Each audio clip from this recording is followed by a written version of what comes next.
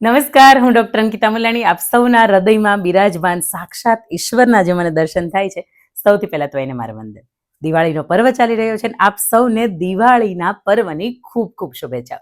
આપના આવનારું વર્ષ છે એ ખૂબ સરસ મજાનું રહે, આરોગ્યસભર રહે, તંદુરસ્તી સારી રહે, હેલ્થ, વેલ્થ અને હેપીનેસની સાથે આપના આવનારા કેટલાય વર્ષો વીતે, પરંતુ આ વર્ષ માટે ખાસ આપને શુભેચ્છાઓ છે.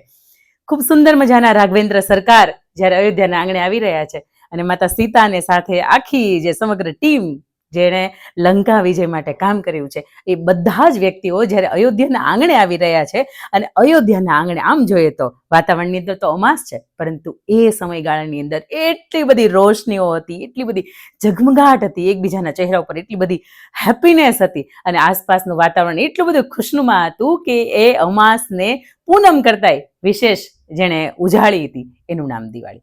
અને જ્યારે રાઘવેન્દ્ર સરકાર પ્રભુ શ્રી રાજા રામ, લક્ષ્મણ અને સીતાજીની માતાની સાથે જ્યારે આવે છે, આખું અયોધ્યા છે એ શણગારી હોય છે, આખું અવધ કુળ છે એના સ્વાગત માટે ઊભું હોય છે.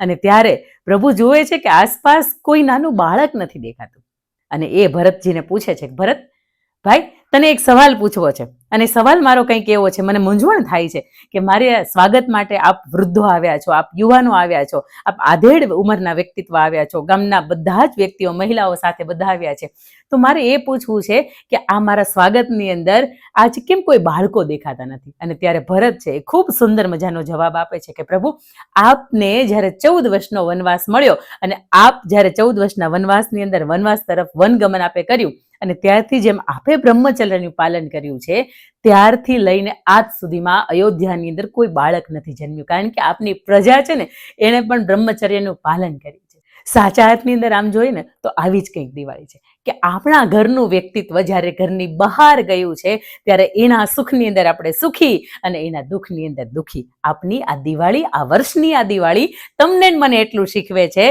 કે પરિવારની આસપાસનો કે તમારી અંગતનો કોઈ વ્યક્તિ જો દુઃખની અંદર છે તો તમે પણ એ દુઃખ ભોગવો છો અને જો એ સુખની અંદર છે તો તમે પણ એ સુખની રેલમછેલમાંથી પસાર થાવ છો.